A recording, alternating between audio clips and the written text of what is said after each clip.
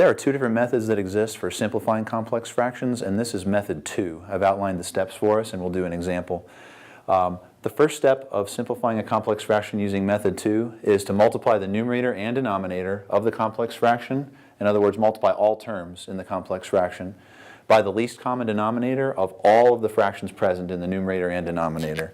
The key is to look at all fractions in the entire complex fraction, determine the least common denominator, and then multiply the numerator and denominator by that. The second step then is to distribute and simplify the numerator and denominator, and the third step is to simplify to lowest terms if possible.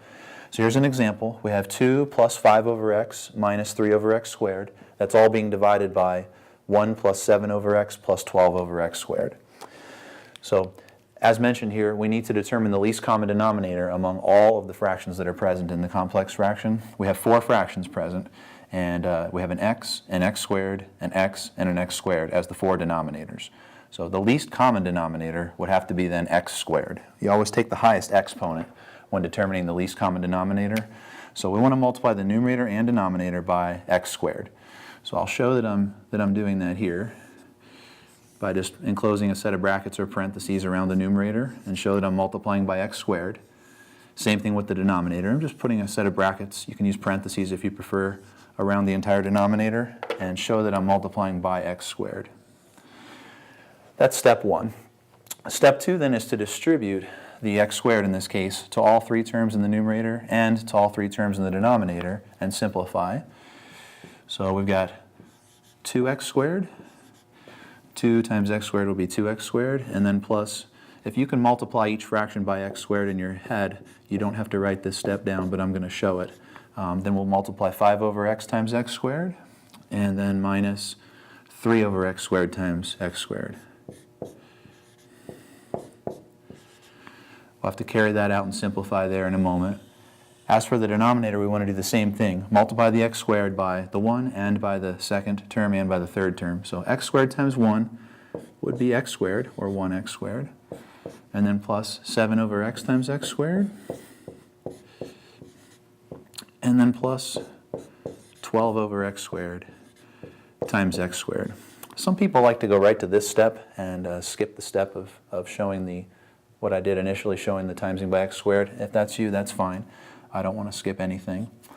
So continuing then, to simplify 5 over x times x squared, we can cancel out one of the x's. I'm just going to cross off the squared there from the x. And I'll write down the 2x squared, first of all, 2x squared, and then plus, this will become 5x for the second term. And then minus for the last term here, the x squareds simply cancel each other out, and that's minus 3. Okay, so there's the simplified numerator. As for the denominator, we've got x squared as its first term, and then 7 over x times x squared, we can cancel out one of the x's. I'm crossing off the squared from the x, and that becomes plus 7x. And then plus, for the last term in the denominator, the x squareds cancel each other out, and it's just 12. So after distributing the x squared and then simplifying the numerator and denominator, it's now just a simple basic fraction. It's no longer a complex fraction. The very last step then is to simplify to lowest terms if possible. And that's accomplished by trying to factor the numerator and trying to factor the denominator. And if they do factor, noticing if there's a common factor to cancel out. So I'm going to attempt to factor the numerator and attempt to factor the denominator as well. So let's see.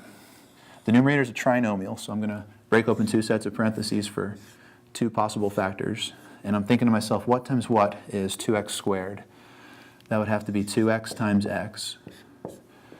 Now I'm thinking, what times what is 3? So it would have to be 1 and 3. We need to get a positive 5x for the middle term, so I'm going to try a couple of things here. Let's see, 1 and 3. Let's just try it like this. If I make it a negative 6x, by placing a negative in front of the 3, and then a positive 1x by placing a positive in front of the 1, we'll get the wrong sign on the 5x. So I'm going to switch it to a positive 3, which makes it a positive 6x, and a negative 1x, which would correctly add up to positive 5x. And we'll get the negative 3 by multiplying negative 1 times positive 3. So the numerator factors, I believe, as 2x minus 1 times x plus 3. And then I'm going to try to factor the denominator also. by setting up two sets of parentheses. X times x would make x squared. And then I'm thinking, what times what is 12? That adds up to 7. So I believe 4 and 3 would work. 4 times 3 is 12. If we put positive signs in both factors, we would get positive 3x and positive 4x, which correctly adds up to positive 7x, and we do get a positive 12 when multiplying. So the last thing to do is to see if anything reduces here, and we do have a common factor of x plus 3 that we can cancel.